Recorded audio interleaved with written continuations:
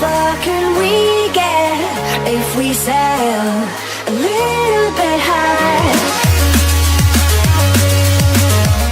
For some of the law enforcement agencies that agreed to be on A&E Network's real-time police show Live PD, the goal of being more transparent with the profession under increasing scrutiny clashed with concerns over public image.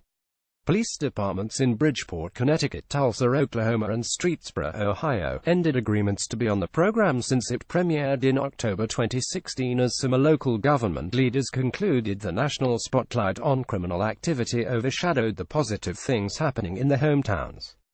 Another department, the Greenville County Sheriff's Office in South Carolina, ended its run on the show in August, saying deputies needed a break from the cameras. Advertising E-Red invented by Teeds, the show, which airs Friday and Saturday nights, has live camera crews following officers in several police departments as they patrol. There is a delay of 5 to 20 minutes to prevent the airing of disturbing content or the release of information that could compromise investigations, the show's producers say. As the debate over the policing of America continues to be a part of the daily conversation across the nation, Live PD viewers get unfettered and unfiltered live access inside a variety of the country's busiest police forces, both urban and rural, and the communities they patrol on a typical night, the show's website says. In Bridgeport, officials were pleased the program showed the hard work and bravery of city police officers, but complaints started rolling in from businesses, the University of Bridgeport, and others interested in attracting people and investments to Connecticut's largest city, said Av Harris, a spokesman for Mayor Joe Ganim. If that's the only thing that's being publicized nationally about our city, it can have a negative impact, he said. We don't have the Travel Channel doing anything on how wonderful all our economic development projects are. Bridgeport, a city with pockets of deep poverty that saw homicides double to 23 last year, left the show in December 2016, less than 2 months after the series began.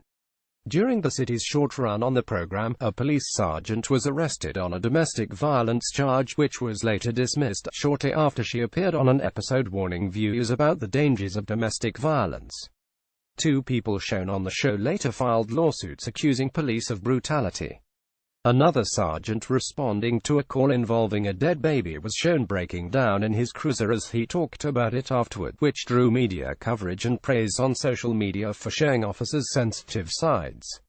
Feedback from most of the 24 police departments that have appeared on the show has been positive, said Dan Cesareo, creator and executive producer of Live PD. Our only goal is to document policing across America, said Cesareo, president of Big Fish Entertainment.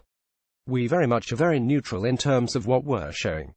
Concerns about the show appear to be mostly political and not coming from police officials, said Dan Abrams, the program's host.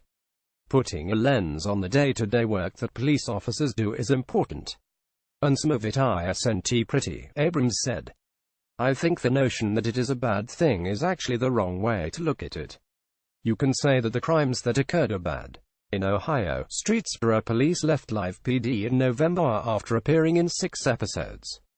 Chief Darren Powers said that while it was good for the public to see what his officers do, there were manpower and overtime issues because officers with Live PD crews with them didn't have room in their cruisers to transport suspects, and local officials became worried about the city's image. I personally thought it portrayed our city in a negative light, said John Rudiger, city council president.